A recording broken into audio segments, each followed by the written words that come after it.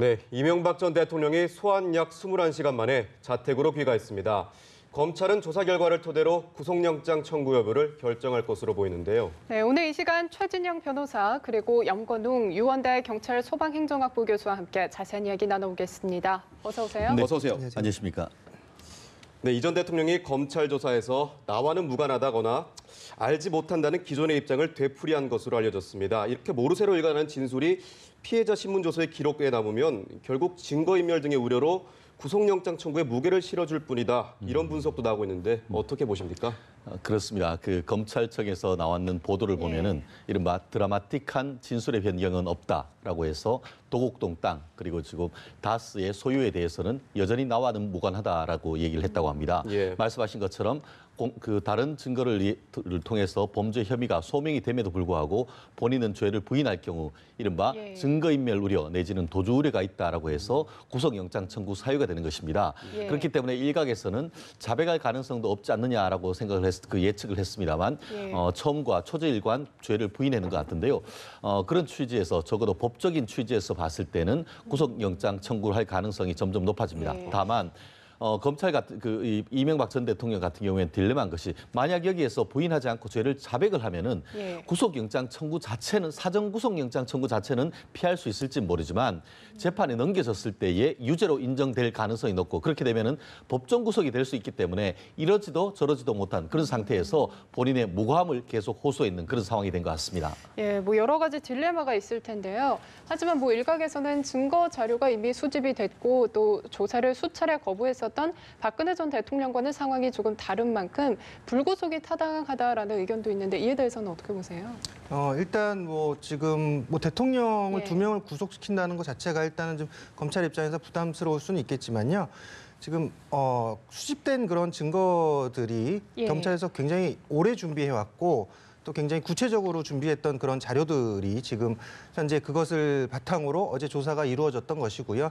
특히나 이제 측근들이 지금 결국은 이제 이명박 대통령의 측근으로서 이명박 대통령을 감싸오다가 지금 측근들의 이제 진술들이 변화하고 있는 그런 시점이기 때문에 지금 이명박 대통령에 대한 구속이 지금 검찰에서 타당하도록 지금 검토를 하고 있다고 보여집니다. 저희 취재에 따르면 검찰이 몇 가지 구체적인 증거를 내밀자 이 전 대통령은 다소 당황한 모습을 보이기도 했다고 하는데요. 또 측근이었던 김희중 비서관도 검찰에 방대하고 또 구체적인 증거에 당황할 것이다 이렇게 밝혔었는데 만약에 끝까지 부인을 한다면 어떻게 되는 건가요? 그렇습니다. 실질적으로 지금 어제 그 이명박 전 대통령에 대한 조사도 조사 자체는 우리가 생각했던 것보다는 그렇게 길지는 않았습니다. 그랬던 것은 이른바 A4 용지 120장에 대한 정도의 어떤 준비를 했음에도 불구하고 조사 자체는 한 12시간 내지 3시간 정도에 했던 것은 결국 추궁하고 끝까지 반박하고 그런 것이 아니고 전체적인 이미 그 조사는 사실상 끝난 상태에서 최종 책임자라고 할 수 있는 이명박 전 대통령의 진술을 묻고 그거에 대해서 그대로 이렇게 적어주는 수준 그 정도의 어떤 그 조사가 이루어졌던 것 같은데요. 아시다시피 조금 전에 말씀하신 것처럼 김희중 비서관 같은 경우에도 보면은 상당히 많은 증거가 있었다는 것에 대해서 당황해서 진술을 바꿨다고 하고 있고 김백준 그 총무기획관 같은 경우에는 내가 버틸 만큼 버텼다라고 전해달라라고 했을 만큼 검찰로서는 그 혐의 입증에 충분한 객관적 물증이 있다라고 하면서 지금 이것을 상당히 들이댔다라고 하는 것 같은데요. 결국 그럼에도 불구하고 이명박 전 대통령 같은 경우에는 그것은 나와는 상관이 없고 밑에 사람들이 실무선상에 했을 수는 있지만 내가 직접 관여하거나 추후에 이 부분에 대해서 보고받은 적은 없다라는 취지로 일관했는 것 같은데요. 결국 그러한 부분에 있어서는 본인이 어떻게 보면 정말 그것이 진실이라고 한다고 하면은 법원에서 최종적으로 무죄를 받겠지만 거꾸로 다른 객관적 증거와 다른 계속 그 얘기를 모르쇠로 일관할 경우에는 유죄로 인정될 경우 결국 죄질이 나쁘다라고 판단될 가능성이 있기 때문에 이명박 전 대통령이 진실 게임을 벌이는데 법원에서 판단이 나지 않을까 생각합니다. 네, 이렇게 진실 게임이 계속되고 있는데 이르면 이번 주말이나 다음 주 초에 이 전 대통령에 대한 구속영장 처부가 결정될 것으로 보입니다. 전직 대통령을 2명이나 구속 수사하는 데 따른 정치적 부담을 지적하는 의견도 있습니다. 어떻게 보십니까? 일단 전직 대통령 2명이 구속됐던 적이 있었죠. 이전에 노태우 대통령과 전두환 대통령이 구속됐던 사안이 있기 때문에 그 부분에 대해서는 크게 부담을 갖지 않을 것 같습니다. 물론 박근혜 대통령이 지금 구속된 시점에서 다시 이명박 대통령을 구속하는 그런 상황은 검찰 입장에서 굉장히 부담될 수는 있는 상황입니다. 하지만 이명박 대통령이 지금 그 혐의를 인정을 했다라고 하면은 구속영장 청구가 안 되고 불구속 수사를 할 수도 있지만 혐의 자체를 자신은 지금 다스에 대해서 전혀 모른다. 난 실소유주가 아니다. 그리고 뭐 측근들이 한 일들이다. 이런 식으로 지금 모든 것들을 다 부인하고 있던 상황이 어제 조사가 이루어졌기 때문에 이 범죄의 중대성도 있고요. 또 도주 우려는 뭐 좀 적지만 특히나 이제 증거인멸 우려가 굉장히 크거든요. 그래서 이런 부분, 특히나 또 그 측근들을 지금 재판 과정상에 뭐 구속 수사를 안 하게 되면 회유할 수 있는 그런 가능성도 존재한단 말이죠. 그렇기 때문에 검찰 입장에서는 최대한 조속히 지금 구속 그 시기를 결정을 해야 될 그런 상황으로 보이고요. 아마 조만간 뭐 한 일주일 내로 구속 시점을 빠르게 지금 결정하지 않을까 생각합니다. 예, 뭐 구속 수사를 피하기 위해서는 이명박 전 대통령이 이제 주장할 방어 논리로는 전직 대통령이라는 점이 꼽히고 있는데요. 박근혜 전 대통령도 같은 논리를 내세우지 않았습니까? 같은 논리를 내세웠습니다만 구속영장이 발부가 됐었죠. 결국 그 전직 대통령이다라는 말씀은 무슨 말이냐면은 주거가 확실하고 그리고 도주 우려가 없다. 전직 대통령으로서 도대체 내가 어디 가겠느냐. 죄송합니다. 그런 말씀인 것이죠. 그렇지만 기본적으로 이 부분 같은 경우에는 법률적으로 봤을 때에 범죄 혐의가 소명이 되고 그리고 또 그런 상황 속에서 도주 우려나 증거인멸 우려가 있을 경우에는 구속영장이 발부가 될 수 있는데 실질적으로 우리가 법조계에서는 중형이 예상될 경우에는 규범적으로 봤을 때 도주 우려가 있다 이렇게 보는 것 같습니다. 그리고 또 죄를 객관적 물증에 의해서 인정됨에도 불구하고 부인할 경우에는 증거인멸의 우려가 있다라고 통상 그렇게 판단을 하는 것 같은데요. 지금 이명박 전 대통령 같은 경우에는 내가 전직 대통령이다 그 사실 자체보다는 범죄는 내가 소명 자체가 안 된다는 것이죠. 나는 다스가 내 것도 아닌 것이고 실질적으로 뇌물을 주고받은 것도 나와는 상관없이 밑에 실무선상에 했을 수도 있다 이런 부분이기 때문에 결국 범죄의 소명이 안 되기 때문에 이것은 더 나아가 살필 필요도 없이 영장이 되지 않는다는 논리를 할 가능성이 있습니다. 다만 그와 같은 소명을 어느 정도 입증을 할 것인지 결국 검찰 같은 경우에는 아무리 이명박 전 대통령이 변호인을 통해서 얘기를 하고 관련된 증거를 한다 하더라도 검찰이 압수수색을 통했는 물증 그리고 또 이명박 전 대통령 지근거리에 있던 사람들의 다양하고 일치되는 어떤 인적 증거 이것을 들이대서 구속영장을 청구할 가능성은 어느 때보다도 높아진 상황이 아닌가 싶습니다. 네, 이미 한 차례 언급하셨는데 이 전 대통령 측근들 있지 않습니까? 이명모 청계재단 사무국장도 긴급 체포가 됐었고요. 말씀하신 대로 혐의 대부분을 측근들의 진술로 지금 알고 있는데 이 측근들을 회유할 가능성에 대해서 조금 더 자세하게 말씀 부탁드립니다. 뭐 측근들을 회유할 가능성이 있지만 믿었던 측근들, 신복들이 지금 진술이 좀 변화하고 있거든요. 많은 변화가 일어나고 있고 특히나 아까 말씀하셨던 김백준 기획관 같은 경우도 이명박 전 대통령의 지시를 받았었다라고 지금 진술을 하고 있고요. 또 김희중 비서관 같은 경우도 지금 이제 심경의 변화를 일으켜서 지금 다르게 또 진술을 하고 있는 그런 상황이고 김성호 전 다스 사장 같은 경우도 2008년에 BBK 조사 당시에 이명박 대통령이 다스 실소유주가 아니다 이렇게 진술을 했었는데 지금은 다시 검찰에다가 자술서를 냈어요. 그래가지고 내가 거짓 진술을 했다 이렇게 얘기를 하고 있는 그런 상황들을 보면 김희중 전 비서관의 말의 지금 핵심인 것 같아요. 자신이 지금 검찰 조사를 받으러 들어갔는데 거기에 검찰 조사 자료가 굉장히 방대했고 구체적이었다. 나도 당황했다. 그래서 이명박 대통령도 분명히 조사 과정에서 변화가 있을 것이다 이렇게 얘기를 하고 했었거든요. 그러니까 그 측근들의 입장에서도 봤을 때도 지금 검찰에서 수집한 자료들이 굉장히 구체적이고 방대하고 집요한 자료들로 구성이 돼 있다는 거죠. 그렇기 때문에 측근들도 그런 조사 자료를 들이대면 결국은 심경의 변화를 일으킬 수밖에 없는 그런 상황이 전개가 되고 있다. 그렇기 때문에 물론 측근들이 회유될 가능성 이게 문제가 이명박 대통령이 사실은 리더십의 문제일 수도 있어요. 왜냐하면 과거에 보면 뭐 전두환 대통령 같은 경우는 최오른팔이었던 장세동 같은 사람이 있었잖아요.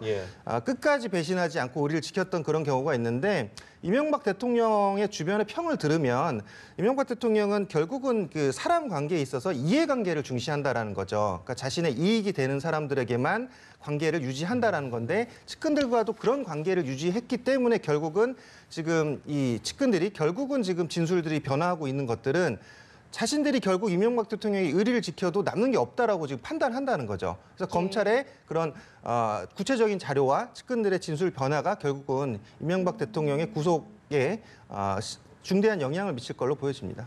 예, 사실 이 세 분 외에도 어제 이명박 전 대통령이 검찰 조사를 받던 시간에 집사라고 불렸던 김백준 전 청와대 기획관 같은 경우에도 뭐 첫 재판을 받으면서 진실규명에 최대한 협조하겠다 이렇게 밝혔는데 이 부분에 대해서는 어떻게 보세요? 그렇습니다. 그 말씀하신 것처럼 2007년, 8년 그 지난 대선 전후로 해서 있었던 BBK 특검이나 이럴 때에 이 직접 관련된 사람들이 진술과 지금이 굉장히 완전히 정반대 얘기가 있고 있지 않습니까? 예. 어제 같은 경우에는 공교롭게도 이명박 전 대통령이 중앙지검에 출석해서 네. 조사받은 바로 그 시간에 바로 옆 건물이라고 할 수 있는 서울중앙지방법원 형사법정에서 말씀하신 그 김희중 전 비서관이 첫 번째 재판이 열렸고 그 재판에서 본인이 어떤 재판부에 어떤 진술을 요청한 다음에 이 부분에 있어서 검찰이 철저히 조사를 해서 실체적 진실을 밝혀달라고 하고 공소 사실을 다 자백을 했다라고 하고 있습니다. 예. 공소 사실이 뭐냐면은 이 국정원의 특수활동비를 2차례에 걸쳐서 해서 4억 원을 받았고 그것이 본인이 어떤 결정하는 것이 아니고 이명박 전 대통령으로부터의 지시가 있었다라는 그런 부분. 한마디로 본인은 가운데 이제 거간에 불과하고 실질적인 주범은 이명박 전 대통령이다라는 공소 사실에서 본인이 자백을 했던 것입니다. 말씀드렸듯이 그 검찰에서 계속 부인을 하다가 물적 증거를 들이대니까 내가 더 이상 어떻게 보면은 버티기가 어렵다라고 하면서 정말 버틸 만큼 버텼다라는 말을 이명박 전 대통령에게 전해달라라고 했고 그 이후에 이명박 전 대통령 측에서 접견을 하려고 하니까 구속돼 있으니까 예. 접견조차도 거부했다라고 했는데요.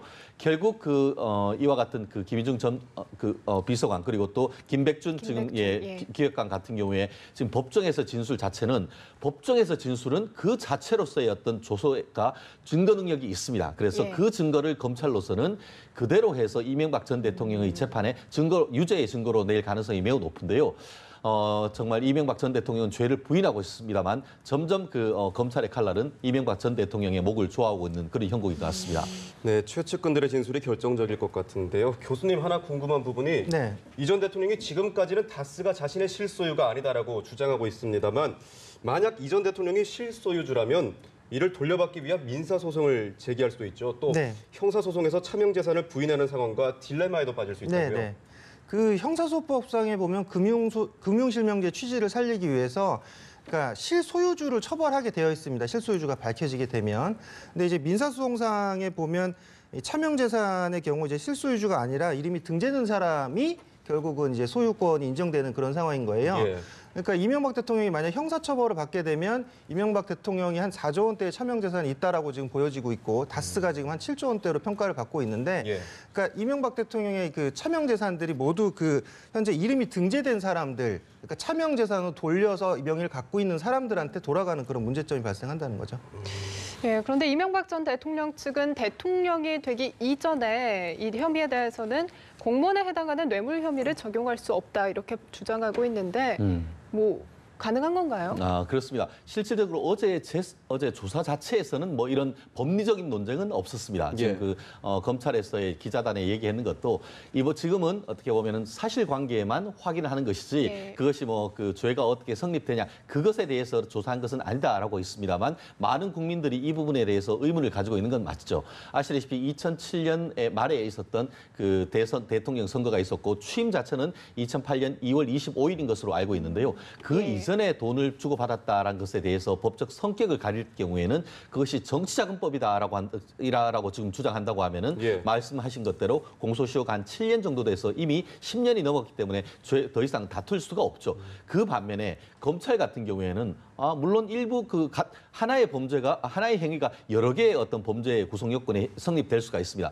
결국 그렇다고 하면 그것이 이른바 정치자금법 위반뿐만 아니고 이른바 사전수뢰죄.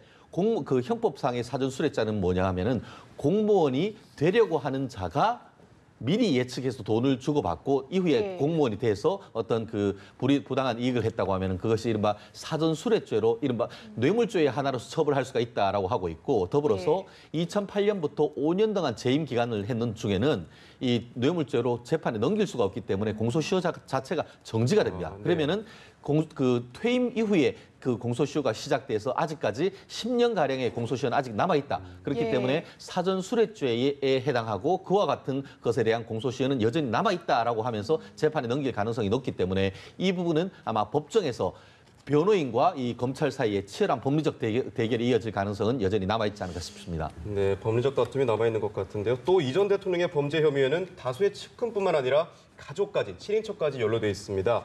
앞으로 이 전 대통령의 친인척들의 상황을 어떻게 전망하십니까? 일단 지금 몸통이 이명박 대통령이기 때문에 이명박 대통령의 구속 여부에 따라서 그 가족들의 그 지금 상황 구속 여부가 또 결정될 것 같은데요. 일단 모든 그 다스와 연결돼 있는 고리에 지금 가족들이 다 연결이 돼 있고요. 특히나 이제 김윤옥 여사 같은 경우도 그 지금 사위인 이성주 전무한테서 지금 수억 원대 불법 자금을 받은 그런 상황이었죠. 예. 더더구나 뭐 측근인 김희증 부속실장 같은 경우도 국정원 특수활동비 1억 원을 지금 그 김 여사에게 전달했다 이런 얘기도 있고 뭐 특활비로 지금 명품을 샀다 뭐 그런 얘기도 있기 때문에 지금 뭐 부인인 김 여사와 또 아들 이시영 씨 또 형인 이상은 다스 회장까지 지금 모두 다 지금 수사선상과 검찰의 지금 법적인 그런 뭐 검토나 또는 뭐 구속 여부가 결정될 걸로 보입니다.